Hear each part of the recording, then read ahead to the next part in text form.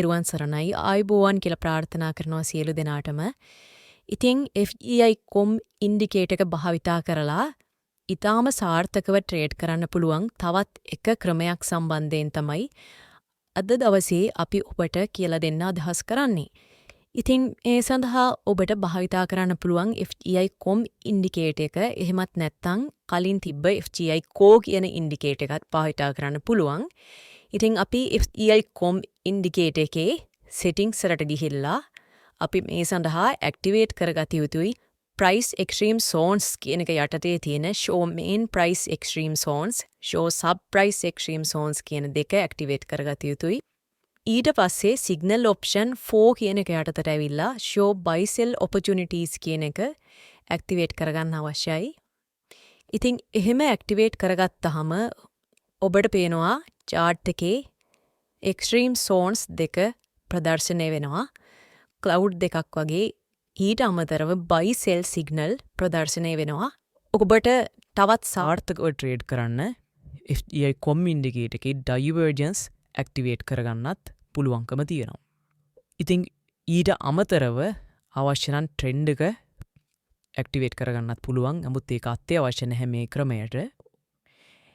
ඉතින් ඔය සෙටිංග් ටික තමා අපි ඇක්ටිවේට් කරගත යුත්තේ අද දවසේ කියලා දෙන මේ ක්‍රමයට අනුව ට්‍රේඩ් කරන්න. ඊට පස්සේ අපිට කරන්න තියෙන්නේ ප්‍රයිස් එක ඉස්සෙල්ලා එක්ස්ට්‍රීම් සෝන් එකකට එනකම් ඉන්න ඕනේ. එතකොට එනකම් ඉඳලා දැන් අපිට ලෝ ග්‍රේඩ් එකකට එන්ටර් වෙනවා නම් යට තියෙන එක්ස්ට්‍රීම් සෝන් එකට ඇවිල්ලා ඊට පස්සේ buy sell එහෙම නැත්නම් buy signal එකක් chart එකේ හැතුනට පස්සේ ඒ candle එකේ high එක break වුණාම long trade දෙකකට enter වෙන්න පුළුවන්. එතකොට එහෙම enter වෙනකොට ඇත්තටම හොඳම දේ තමයි stop loss එක ළඟම තියෙන fin high එකට යති පැයේ candle එකක් close වුණොත් විතරක් ඒ trade එකකින් අයින් වෙන එක. දැන් මෙතන නම් මේ candle එකේ high එක break වුණාම trade දෙකකට enter වෙනවා. මෙන්න මේ low එක break වුණොත් එහෙම trade එකකින් exit වෙනවා ඒ විදිහට. ඊට පස්සේ risk එක හරියට manage කරගන්න ඕනේ. capital එක යොදවන හැටි හරියට තීරණය කරන්න ඕනේ. 100% විතර profit ගන්න පුළුවන් වෙන්න coin එක අප් වුණාම profit අරගෙන ඊට පස්සේ ඊටු ටික ඕනේ නම් කැමති විදිහට උඩට අප් වෙනකන් ඉඳලා profit ගන්න පුළුවන්. එතකොට මෙතන එහෙම signal එකක් ඇවිල්ලා තියෙනවා. ඊට පස්සේ දැන් මේ extreme level එකට price එක ආවට buy signal එකක් ඇවිල්ලා නැහැ. දිගටම ආවට buy signal එකක් ඇවිල්ලා නැහැ. buy signal එක ඇවිල්ලා තියෙන්නේ මෙතනදී. එතකොට අර විදිහට buy කරන්න profit ගන්න තිබ්බා. ඊට පස්සේ මෙතන sell signal එකක් ඇවිල්ලා තිබ්බට extreme zone එකක ඇවිල්ලා නැහැ. ඊට පස්සේ මේකේ low එකට යටින් ඒ කියන්නේ මේකේ low එක break වෙලත් නැහැ. එතකොට මෙතන fail signal එක ඇවිල්ලා තියෙන්නේ ඒකේ low එක break වුණාම enter වුණා නම් යටට වැටිලා කියනවා. දැන් මෙතනදී short කරා නම් stop loss එක මන් දාගන්න කියලා කිව්වේ මෙන්න මේ high එක break වුණොත් exit වෙන්න. එතකොට මේ උඩට up වුණත් මේ high එක break වෙලා නැහැ. ආයේ ලුකුවට යටට වැටිලා තියෙනවා. ඊට පස්සේ මෙතන buy signal එකක් ඇවිල්ලා තියෙන extreme zone එකේ price එක ඇවිල්ලා ඒක වැඩ කරලා තියෙනවා. extreme zone එකට ඇවිල්ලා sell signal එකක් ඇවිල්ලා තියෙනවා වැඩ කරලා තියෙනවා. extreme zone එකට ඇවිල්ලා buy signal එකක් ඇවිල්ලා තියෙනවා වැඩ කරලා තියෙනවා. extreme zone එකට ආවා sell signal එකක් ආවා dump වුණා. දැන් මෙතන තෙන්ට උනාට පස්සේ මේ high එක උඩින් stop loss එක දාගත්තා නම් උඩට up වෙනකොට ඒ stop loss එක hit වෙන්නේ නැහැ. extreme zone එකට ආවා buy signal එකක් ආවා. මෙතනත් ඇත්තටම market එක ගොඩක් up වුණේ නැති වුණාට 100%කට වැඩිය profit ගන්න පුළුවන් වෙන්න උඩට ගිහින් තියෙනවා. extreme zone එකට ආවා buy signal එකක් ආවා up වුණා. extreme zone එකට ආවා sell signal එකක් ආවා dump වුණා. zone එකට ආවා buy signal එකක් ආවා. දැන් මේ candle එකේ high එක break වෙලා නැහැ. ඒක නිසා එතන entry එකක් නැහැ. entry එකක් තියෙනවා නම් තියෙන්නේ මෙන්න මෙහෙම ඉරක් අඳගත්තාම මෙන්න මේ කැන්ඩල් එකේ හයි එක බ්‍රේක් වුණාට පස්සේ ඊට පස්සේ මාකට් එක උඩට ගිහින් තියෙනවා. ඊට පස්සේ එක්ස්ට්‍රීම් සෝන් එකට ආවා, බයි සිග්නල් එකක් ආවා, මාකට් එක අප් වුණා. දැන් එක්ස්ට්‍රීම් සෝන් එකට ඇවිල්ලා තිබ්බට සෙල් සිග්නල් එකක් ඇවිල්ලා මේ. ඉතින් ඕක ගොඩාක් වැඩ කරලා තියෙනවා. ඉතින් ඒත් අපි හරියට ස්ටොප් ලොස් එකක් අනිවාර්යෙන් දාගන්න ඕනේ. මොකද කොහොම සාර්ථක වුණ සමහර අවස්ථාවල අපි බලාපොරොත්තු වෙන්නේ නැති පැත්තට මාකට් එකේ යන්න පුළුවන් නිසා. ඊට පස්සේ මේ බයි සෙල් සිග්නලුත් ගොඩක් හොඳට වැඩ කරනවා. එක්ස්ට්‍රීම් සෝන් එකද එන්නේ නැති වුණා. දැන් මෙතනත් සෙල් සිග්නල් එකක් ඇවිල්ලා මෙතන බයි සිග්නල් එකක් ඇවිල්ලා ඒ ගොඩක් අවස්ථාවලදී වැඩ කරනවා. අර කැන්ඩල් ඒ හැටද කැන්ඩල් එකේ හයි එක හරි ලෝ එක හරියට බ්‍රේක් වෙනකන් ඉන්න ඕනේ. දැන් මේ වගේ තැනක බයි සිග්නල් එකත් ආවට ඒ ලෙවල් එකේ හයි එකට උඩින් ප්‍රයිස් එක ගිහිල්ලා නැහැ. එතන එන්ට්‍රි එකක් මෙතන මෑ.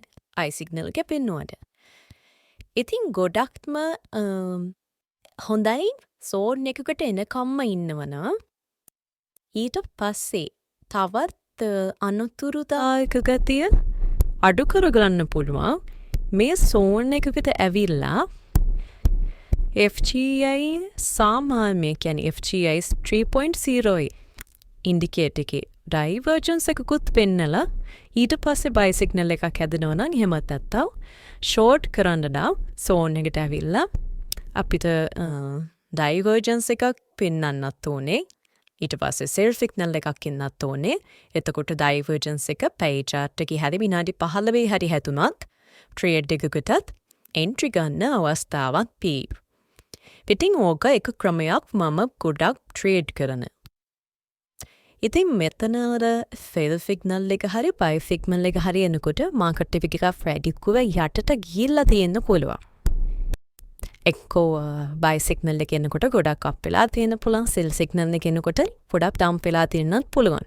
ඊට කලින්ම මේ සෝන් වලදී එන්ට්‍රි ගන්නවා නම් අර එකපාරටම ලොකුවට එන්ටර් වෙන්නේ නැතිව ගොඩක් අඩුවේ පොසිෂන් එක හදාගෙන ඩයිවර්ජන්ස් වගේ දේවල් බලලා අඩුම තරමේ විනාඩි 15වත් chart එකකට ට්‍රෙන්ඩ් එක බලලා ඩයිවර්ජන්ස් බලලා එහෙම කරලා ට්‍රේඩ් එකකට එන්ටර් වෙන්න පුළුවන්කම තියෙනවා. ඊට පස්සේ දැන් බයි සිග්නල් එක එනකොට RSI එක වගේ විනාඩි 15 chart එකේ ගොඩක් උඩට ගිහිල්ලා තියෙනවා නේද? ඒ කියන්නේ දැන් මෙතන බයි සිග්නල් එක ආවා. ඒකේ RSI එක විනාඩි 15 ඔයගොල්ලොන්ට හම්බුනොත් එහෙම ඕවර්බෝඩ් එකට ගිහිල්ලා තියෙනවා. එතකොට එතනදී එන්ටර් වෙන්නේ නැතිව මාකට් එක ටිකක් යට තියෙනකන් ඉඳලා එන්ටර් වෙන්න පුළුවන්. එතකොට අර ඩ්‍රෝ ඩවුන් එක අඩු කරගන්න පුළුවන්.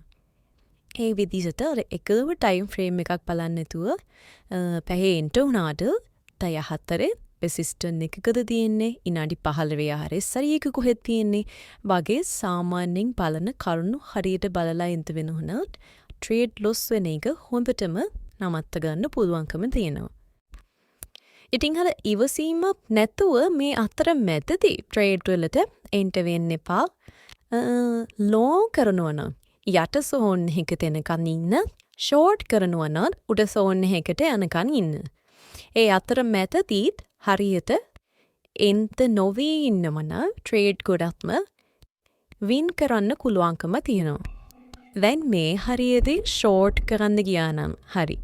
දැන් ගොඩක්ම මාකට් එක උඩට ගිහිල්ලා තියෙනවා. දැන් මෙතනදී ෂෝට් කරා නම් ඒත් මාකට් එක උඩට යන්න පුළුවන්. හැබැයි මෙතනදී ෂෝට් කරනවට වැඩිය මෙතනදී ෂෝට් කරන එකේ අනතුරුදායක අගය ටිකක් හරි අඩුයි.